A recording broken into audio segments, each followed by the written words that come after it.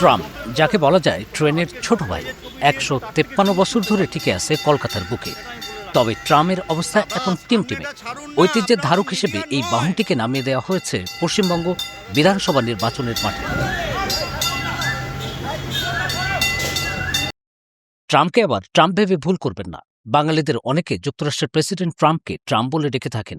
Shea butter ও ভিটামিনে সমৃদ্ধ lily beauty soap, তারুণ্যময় উজ্জ্বল ত্বকের জন্য। থাক সে কথা। ভারতের নির্বাচন কমিশন ভোটারদের মধ্যে সচেতনতা বাড়াতে বিলুপ্ত প্রায় এই ট্রাম্পকে প্রচার গাড়ি হিসেবে বেছে নিয়েছে।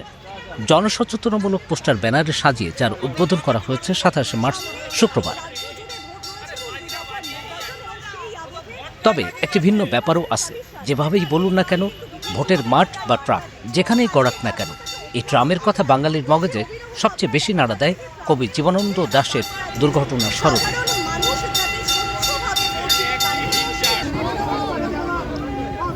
সে যা হোক, কলকাতায় এখন মাত্র ২টি রুটে বুড়ো বুড়ো ট্রাম দেখা যায়।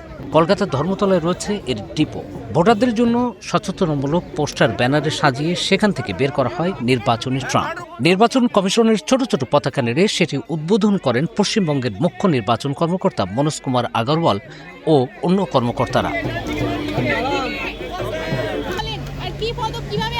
পশ্চিমবঙ্গ বিধানসভা ভোটের আগে SIR করে ৬০ লাখ ভোটারকে তালিকা থেকে বাদ দেওয়ায় নির্বাচন কমিশন ব্যাপক সমালোচনার মুখে রয়েছে। কমিশনের বিরুদ্ধে রীতিমতো যুদ্ধ ঘোষণা করেছে তৃণমূল কংগ্রেস। আবার কলকাতায় বরাবরই ভোট পড়ার হার সবচেয়ে কম। ভোট বিমুখ মানুষকে কেন্দ্রে নিতে চায় কমিশন। তবে শেষমেশ তারা সুবিধা করে উঠতে পারবে কিনা সেটাই দেখার বিষয়।